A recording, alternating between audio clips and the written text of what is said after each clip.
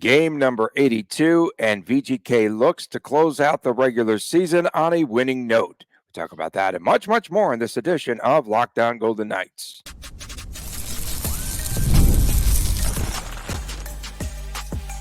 You're Locked On Golden Knights, your daily podcast on the Vegas Golden Knights, part of the Locked On Podcast Network, your team every day.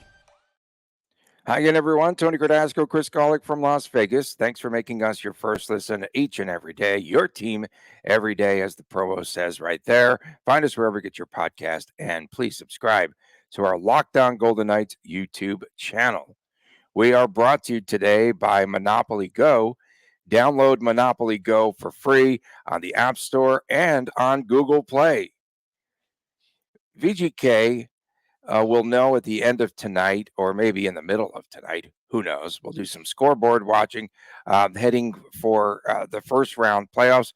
Who will they be playing? In all likelihood, it's Edmonton or Dallas, as we know mathematically. And the Golden Knights looking to close out the season on a 4-game win streak and gain some much-needed momentum, right, going into the playoffs and such. And they're also hoping to clean up some parts of their game tonight. VGK will try to also hit the century mark in points, which it's, to me, that's outstanding. It's hard to believe, right? With all that they've been through, it's not been the most consistent season. And VGK will give the Golden Knights wild card one a chase there over Nashville, all those elements tonight. Tonight's opponent is Anaheim. Oh, yeah, we get into like the third paragraph before we tell you. Should be a scrimmage game. The Ducks have VGK's number, however, winning the last two meetings between the two teams. This is an Anaheim team that has gone basically to the youth movement. We will see Cutter Gauthier tonight. Cutter against Cotter. Cutter versus Cotter tonight. So Gauthier's debut at the Fortress tonight. He's that player from Boston College, and he just also finished up his collegiate career and with an L in the Frozen Four. And he's going to be playing, again, there's some good excitement there for Ducks fans, I suppose, as he'll be playing on the line centered by Leo Carlson and Alex Killorn, and that could be fun. And by the way, Gauthier was the Hobey Baker finalist this past season, Chris, and he led college hockey with 38 goals on the season. I'm most excited to see a lot of the youth in the game of hockey right now. I mean, you want to see youth in the game of hockey, go check out the Arizona Coyotes. Same thing. I mean, you can, the Utah, Salt Lake City Sting. March of Salt Lake Cities. March of Salt Lake Cities. There you go. For first captain in team history, Jonathan Marchessault. So yeah, I mean, the youth move is certainly a lot of fun, and obviously that's what the Ducks are preaching to their fans. Hey, give us time, and we'll see what happens. And it's working. I mean, the Ducks, I believe, given their record and circumstances, they're still averaging like 92% occupancy for home games. So there's a lot of support, obviously, in Southern California for what the Ducks are doing, and they're exciting. I mean, you look at a player like Trevor Zegras and all the flair and flash he has, and you got McTavish, you got Leo Carlson, you got Minty, and the list goes on and on and on to all the talented players that they have. And how long will it take them to put all that together? Are we a half decade away? Are we 3 years away, or next year? Who knows? I just go back to, I think it was like game number 4 of the regular season. Now we're going to go down memory lane. It was a Saturday night where the Golden Knights played the Ducks, and the Ducks played physical. This was a different Anaheim Ducks team. This was a different brand of hockey. It was fun. It was mean. It was exciting. And the Golden Knights eventually pulled away in the third period of that game, from what I recall. But it was a fun game to watch, and definitely gave me encouragement for the path that the Ducks are on. And we'll see what the Ducks have left in the tank. I can't imagine their wheels up the second the game is over tonight. It's been 82 games. They've been grinding. I got to imagine they're going to have a fun night in Vegas, and maybe a little bit of reverse Vegas flu tonight. And on the other side, Coach Cassidy acknowledged that they're going to be prepping for the Ducks with maybe one eye on the future as well. So we'll see how that plays out as far as preparation for both teams. Yeah, let's see who has the better tank game tonight, the Kings or VGK. And I've got minus 180 that either Zegras or Troy Terry will score a lacrosse goal tonight, That'd be minus awesome. 180. That'd be fun. That'd be Right, fun. because they're going to go out there and have fun. They're going to put on a show if they can, right? You I'll think? give you I think the we're I'll give going you to the see a reason. lacrosse goal tonight. I'll give you the reason. This would have been in the second segment in your old second segment, but we changed that, I guess, already. Oh, rigged? Yeah. Yeah. I'll So admit I want it rigged as our second segment. Okay, go ahead. I didn't push back. Whatever. But no, the Golden Knights. So if it came out, who put it out there? I sent a text to Tony, and we should reference our sources just in case they're wrong. Sources, hashtag sources. Jason Grigor, notable sports reporter, Jason Grigor puts out there that most likely the Oilers will start their playoffs on Monday with game 2 2 days later. 2 days Rigged. later. What did I 3 tell you days later, yesterday? Thursday. What did I tell you yesterday? You go, okay, they'll probably start on Sunday, Saturday, Sunday, whatever, weekend. I Yeah, figured yeah, Sunday. I didn't think Monday was in Okay. play for any team in the first round. No, it's stinking rigged. Who does this benefit? VGK. They've got so many injuries. They could work on they could actually practice Bruce Cassidy. They could practice there over a couple of days. Yeah, no, that's the thing. So I think just based off that regard, this is a situation that's good for the Golden Knights. They're going to want to win this game. And I think it's important for them to put together a nice, sound 60-minute-ish effort. I say ish because I don't know who's going to play and who's going to be out there. We know most likely it's going to be the same lineup that went out there on Tuesday against the Blackhawks. The only potential change is the fact that they have 7 healthy D-men, according to Coach Bruce Cassidy. So Huddy, there you go, Tony. Huddy might end up drawing into the lineup tonight in favor of probably Alec Martinez, if I had to guess, just to rest the vets. Yeah, I don't understand why the NHL just is so favorable for VGK, but okay, fans, you got to enjoy that like that. In net tonight for Anaheim, do we see Lucas Dostal or John Gibson? That's the question there. We'll talk about VGK's goalie situation, which is real interesting later. But Anaheim tonight doesn't matter. They're a team that doesn't they don't score as many goals as a lot of folks anticipated. They can't kill a penalty either, by the way. They're 30th in the league on the penalty kill, and they had that 7-game losing streak where they were outscored, Chris, 35-7. And they've got some good offense there, and those players that we mentioned, and all of those, and Zegras and Terry, and now hopefully Gauthier and all that, but they can't score goals and they can't defend on the power play. Besides that, everything is great in Anaheim. I mean, yes, looking at the goalie, great. This is an interesting stat that I pulled that I just found. So the Ducks only used 2 goalies throughout the season. That's actually a win right there for the team. But you look at the games played. No, they're fresh. They're fresh now for the non-playoffs. Exactly. You look at the games played for Gibson and Dostal, it equates to 89 games. That means there was at least 7 or 8 goalie swaps throughout the goalies were pulled. Yeah, so that's certainly an interesting number right there. And like you said, I mean, looking at their skating stats for Toronto as their leader was 57 points. Troy Terry, 54. Troy Terry, he got paid too. He got paid in the offseason. That's not what they're looking for out of Troy Just Terry. Just like Marchessault will, yes. McTavish hopefully has more than 54 points. McTavish is out. He's out. So look at their stats from a general perspective. Okay. Couple of rookies, Leo Carlson, 28 points, 54 games. The person they call Minty, 28 and 63. Injured so, I mean, too. Minty's out too. Everyone's out. All these guys are out. Is Gudas Max Jones? Do we get Gudas tonight? Jones? Yes, we do get Gudas, but Max Jones is out. Well, last time I looked, Brock McGinn out for 4 months. So they've had the injury bug. And I hope that's their narrative on all their broadcasts. Ooh, that's pretty funny. I mean, listen, the Ducks are who they are. They're a building team who's building through the draft and trying to maybe scratch some lottery tickets through free agency and such like that. So how it all is going to shake out, who knows? Golden Knights minus 370 favorites tonight. That's a big number. The puck line is minus 1.5 at minus 140, where against the Blackhawks it was minus 2.5. That was a big number. That cost me a couple bucks the other night, but minus 2.5, and you got a small plus on that on Tuesday night. So, I mean, I don't know if you're going to bet this game. I don't know. There's not much to bet on this game. I would be careful if you're throwing. Yeah, you don't know what. No, you don't know what to expect there. By the way, the fourth line winger, I think he's on the fourth line, Jacob Silverberg, his final game there as he is going to play in the Swedish League. Tonight will be game number 772, 11 years, and always got Selke votes there in his prime. So he's headed back to Sweden, and this will be a wrap on his career as well. So it could be emotional for him. Sure.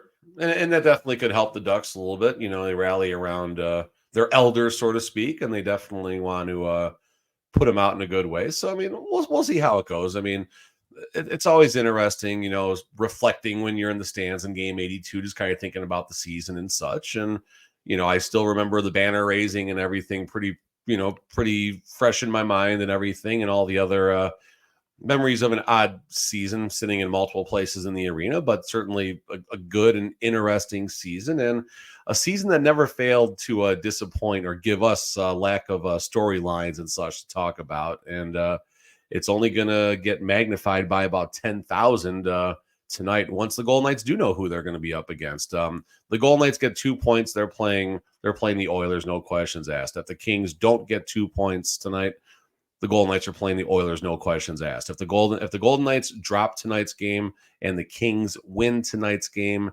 then they would flip-flop opponents. It would be Golden Knights against the Stars. But it makes sense for the Golden Knights to go out tonight, take care of business, get their 2 points. The Kings start 30 minutes after the Golden Knights. So the Golden Knights won't have the luxury of rigged scoreboard watching, so to speak. I hope it's a tank battle, though. That's what I would be looking for, right? Where they're both trying to lose tonight. That's a tank parlay. So, I mean, if you want to have a little fun, throw a two-teamer out there. You could bet the Kings a half an hour in. You're already deep into the first period. Maybe you get some barometer of how things are going for VGK and what they're going to try to do or not. Well, you got plus what I say, plus 310 on the Ducks, plus 300 on the Hawks. So if you fire, a little two-team parlay out there, $5 wins you $77. So there you go. The Hawks really do have a chance to win, though, tonight, I believe. And, of course, Anaheim beat the Kings last week. So coming up next. LA's got nothing to play for if the Golden Knights do well tonight. Oh, that's good. I just came up with a little hype segment here. Okay, coming up next. How do you like this? Coming up next, Bruce Cassidy does an about face like I had to do at Nellis Air Force Base the other day. Comes up next right here on Locked On Golden Knights. I have been told that I'm a competitive person. Do you think that's right, Chris Golick? Yes, he says yes. Okay. Well, yes, I do have a competitive side. We all do. And my competitive side is a big fan of Monopoly Go. And I am sure that you've heard of it. It's been downloaded more than 150 million times. And this is a great twist on Monopoly, where you get to play not just one, but hundreds of Monopoly boards in crazy locations, building up an amazing city and cities that bring you the big money. But the best part is messing with your friends or my friends or my friend. And I can charge them rent on my iconic properties, just like classic Monopoly. But now I can also rob their vaults of riches for myself. And the leaderboards show me that who is the biggest Monopoly tycoon out there, and much, much more. But it's not just my competitive side, right, that loves it. You can team up with friends and people all around the world in timed tournaments to earn huge rewards. So get in the game and join your friends. Download Monopoly Go. You can do it now for free on the App Store or on Google Play. Back on this edition of Locked On Golden Knights, Tony Cardasco and Mr. Chris Golick from Las Vegas. We appreciate you making us your first listen each and every day. Thank you so much. And please subscribe to the YouTube channel, Locked On Golden Knights, where you can find the Chris Times Chris Jr. Show, the exclusive on Saturdays. And tomorrow, back by popular demand, WTF. And Chris, they are already lining up. So last night I was... For me or for you? For me. They're coming after me. It's great. Oh, I got it's Arizona good. Going again. You got Arizona going. They're sobbing and crying in their beer. And there you are trying to just, I don't know, shake it up a little bit. What did you do? What did you say that was bad? Said, so their Salt Lake sucks chant broke out, and the Puck Report NHL Twitter thing put this out. So I said, Anger being channeled at the wrong party. I get it. People are mad, sad, and angry watching their beloved team go out in a stadium with a capacity of 5K. The problem isn't Salt Lake. It's the owner you all hates that may have the only key to bringing hockey back in Arizona. Okay. Yeah, I think it's pretty Well, fair. they're gonna continue. Marullo's gonna continue to try to build junior hockey there and see what they could do and where this all lands. I had a question too. Does he still own the AHL team there in Tucson, or did he have to relinquish that because he wants to move that to Reno? I gave you that scoop, folks, months ago, right here on this very show. Yeah, but there's another twist to that. Now he wants to move the Roadrunners to Mullet Arena. Oh, geez. So Why? we'll see. I mean, I think it's important for him to keep some type of professional hockey footprint in that He's going to have to now. Yeah, Phoenix, Scottsdale, good Tempe point. metro area and everything. But I don't think the dude cares. I don't think he cares. I honestly don't think. I think the dude's happy with the 600 million flip that he got. And I guess someone said if he winds up getting a team back, he has to relinquish that 600 million. But then he's going to have to pay. Is he going to have to pay another expansion fee? Like, is it going to cost him? Is it going to be a 1.2, $1.3 billion flip? I don't think so. To start fresh with an NHL franchise? Like, I don't know. I don't think so. He let it. He relinquished it. He let it go way too easily, right? If that's the case. Well, the NHL put him into a corner. Well, he backed himself into a corner. How about they kept asking for different? They wanted answers on the new arena and everything else. Oh no! And he just kept blowing him off. The NHL forced them out of Arizona because their situation sucks, and Marullo is a moron. Let's be clear about this here. That's why this happened. And Marullo, by the way, didn't even go to the game last night. He was really wanting to get that extra ticket sale, so he gave up his seat and wanted to sell additional tickets. Like, I mean, it's just this guy's. I don't know. And this is the person who's going to bring hockey back to the desert, even though there's hockey in the desert now, but that's still the desert as far as people are concerned. So I don't know. Whatever. It's rigged. It is rigged. Let's move along here. And Bruce Cassidy, didn't Cassidy once tell you that he doesn't like to use the goalie rotation system in the playoffs? I was thinking about this last night. Am I on track? Yes and no. So I was going through, we were talking offline before the show started, but I was looking for when I was writing for Inside the Rink, plug right there. There you go. When I was writing over the weekend. And I did ask Cassidy I asked him like 3 or 4 different times in the season about the goalie rotation. And one of the times he did talk about, we'll see if one of the goalies kind of separates themselves come playoff time. Now, does that necessarily mean he doesn't like going with the goalie rotation or wants to shy away from it? I don't know. My personal feelings is you have one goalie in the playoffs. Now, if that goalie starts playing poorly, you make a change, but I don't see any reason to have a goalie rotation for any team. I'll start with the Boston Bruins, and that's obviously Montgomery maybe mismanaging things a bit last season, but goalie rotation, like I have a hard time recalling any team that's won a recent Stanley Cup on a goalie rotation. There's a reason for that. There's a reason for that.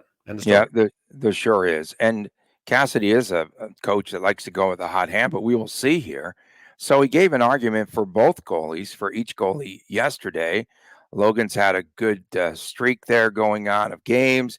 LT hasn't played, however, in playoff hockey games. Logan never played in the postseason. Is that fair to him?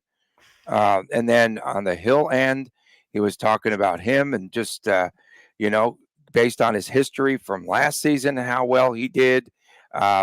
And also based on how Logan Thompson is playing, is it fair to put Hill ahead of him? So he's like doing this equation. You saw those numbers yesterday on that meme. That is exactly what was going through South Beach Bruce's head yesterday. No, it wasn't. It wasn't going through. This is all coach speak. This is all coach speak. This is all, okay, I got 6 microphones in front of me. I'm going to confuse the Oilers and make them think. Coach knows exactly what's going to happen. The decision, I don't think, was made after the win against the Blackhawks. I don't think the decision is going to be made tonight based on how Aiden does against the Anaheim Ducks. I mean, okay, if Aiden Hill goes out and gives up 5 goals and the Golden Knights have to win a 6-5 game, or if the Golden Knights lose 5-1, okay, maybe that might change something. But I'm pretty confident. I have no sources. I'm spitballing here, but I'm pretty confident Coach Cassidy has made up his mind on the game one starter. I will double and triple and quadruple down that it's going to be Adin Hill. I'll go back to the comments from earlier in the week before yesterday. The comment where Cassidy said there's going to be some loyalty there for the guys who, were there last season and all that. And yes, Logan was there, but he wasn't in the playoffs. He could have been, from what I heard from some people, but the Golden Knights chose not to put him in the playoffs. So we'll see exactly how that plays out. And I don't think it's the wrong decision. I mean, I know Golden Knight fans, they're looking at Logan's recent history and looking at his form and everything. And I don't think you can go wrong with who the playoff starter is. But I think based on the history, based on Adin Hill carrying the team through a good chunk of the playoff games last year, I think Adin's going to be the guy game one. And it's not the wrong decision. I don't know if it's the right decision, but it's not the wrong decision. Okay, you're going to probably see in some way, shape, or form both guys. Direct quote from Cassidy. Only if one falters. That's the only way. And last year, they did have two goalies going in, and that was Hilly and Brossois. Hilly. Quickie. Yeah. Again, Quickie, they had Quickie. Well, he said, okay, that's right. They did a Quickie. Okay, so Hill tonight should be facing, I think, a wide open game. Let's see how he comes out of that. Logan, a little bit better, a little bit more under control. His rebound control, I think, has gotten better there. Yeah. And then the funny thing that Cassidy said yesterday about Hilly, he said his game doesn't look bad. There have been some holes, some bad shots, some poor angles, etc. You think? That's Cassidy taking what he learned from his Boston days about turning the filter on when the microphones are in front of him. And fine, so be it.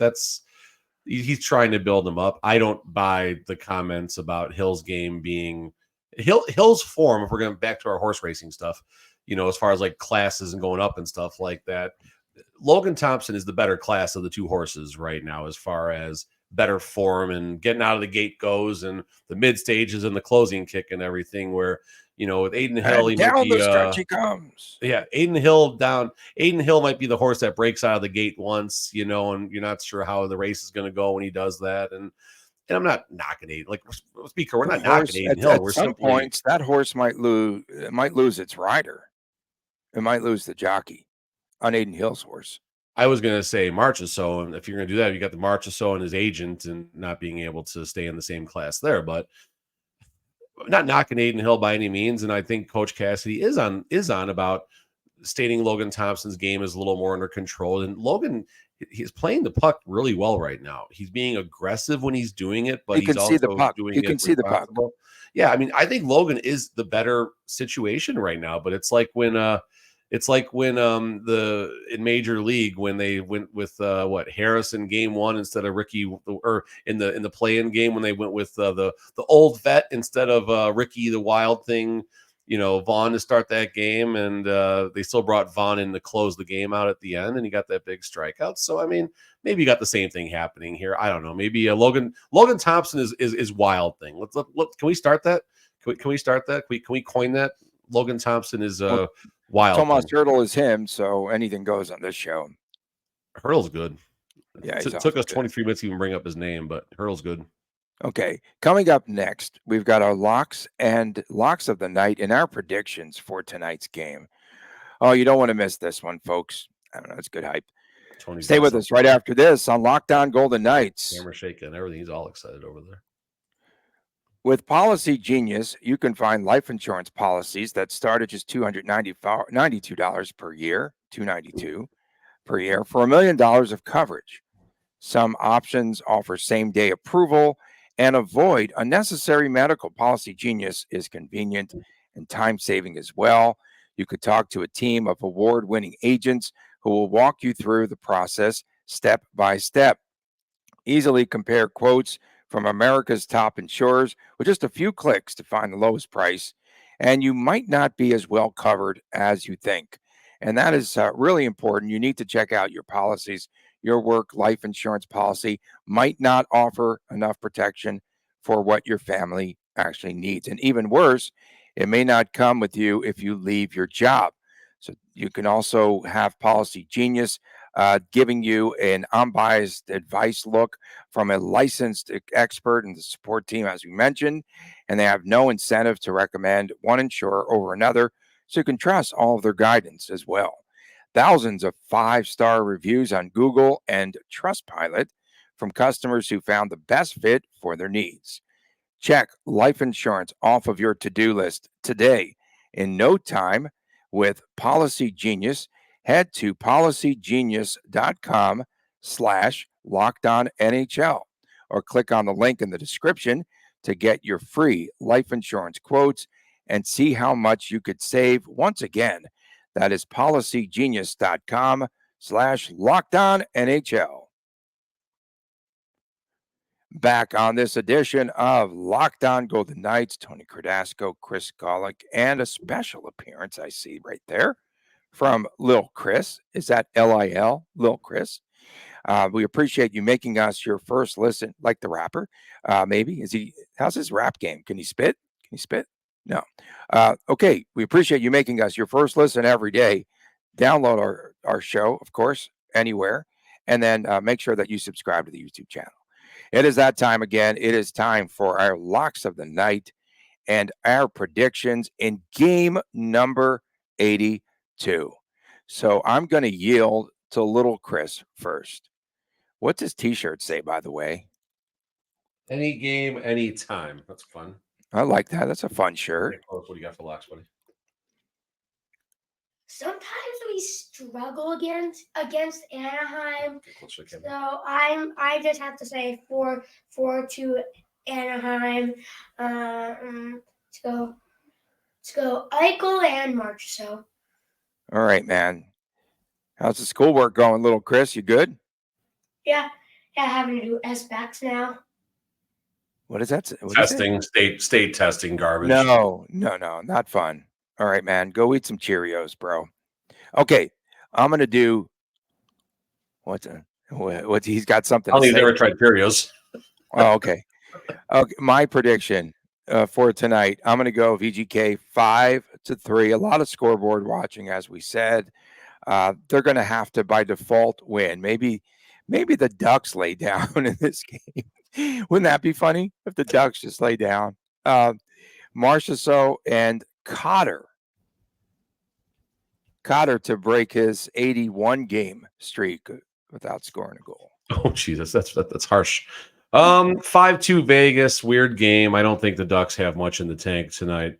I'm with you on Cotter just because by default of players in the lineup. And Dorofeev, he's got to be very angry about that shot off the post that didn't go in. He's definitely going to be upset. So Dorofeev revenge game. At least the worst poker player ever, because he was just like, nope, that did not go in. That hit the upper part of the crossbar. And he really is like, he won't even celebrate. Like, I mean, not at Chris's level, but like once you get in more competitive hockey and stuff, like if the puck goes around the net, the kids and the professionals and everything in between, they're trained to put their hands up and celebrate and try and bait the ref. And in the NHL, it's a little harder to do. But point being is maybe there's a little better route that Dorofeev could have taken from nope, didn't go in to celebrating like a madman. Yeah, I'd just like to take a moment to thank the Golden Knights organization for everything last night with the Vegas Thrill on VGK night. We had so much fun. Drumbots. Cornell Johnson sang the national anthem, Golden Pipes. We had the Showgirls there, the dance team. We had special edition jerseys that the team wore. I told them to wear them again because they won in 3 sets. So they should wear them again on Saturday. Are they auctioning those off or anything for charity? No. And I'll tell you, I'm just going to be honest with you. We wanted to sell them, right? Initially, we only had so many made. And so the entire team got them. The coaching staff got one as well. We wanted to sell them in the store. NHL, you'd have to jump through a lot of hoops. Next season, we'll sell them, right, too, because people wanted them. And we had one leftover jersey, and we gave that away to a fan. So that was pretty cool. And that was a season ticket holder. But thanks again. The social impacts look great. I mean, just go on the Thrill Twitter, go on the VGK Twitter. There was a lot of coverage about it and stuff. And I'll just second and third and fourth. The Thrill games are a lot of fun. Definitely worth taking the family out. Doesn't matter what type of sports you're into. It's a fun atmosphere. It's a good time. It's good entertainment, and you don't got to deal with the hustle and bustle of this trip. So there you go. Yeah, had a lot of fun last night. It's been a fun season for me too, and We've been to it'll 2 or just 3 get games. better. We had a blast every time. We had a thrill every time. Sorry. We have 3 more matches left, and the next one is Saturday. So come on out, Mr. Golick. We Bring might. the fam again. We might. All right. We're talking about it. We'll see. All right. Thank you so much to everyone, especially our everydayers, and of course, for my man, Little Chris, and Big Chris too. I'm Tony Cardasco from Las Vegas. We'll see you next time. Tomorrow, it's WTF Day. You don't want to miss it. And make sure Saturdays, it's the Chris and Chris Jr. show, the YouTube exclusive. We'll see you tomorrow right here on Lockdown Golden Knights. Take care. Shut up, Tony. Wrong button.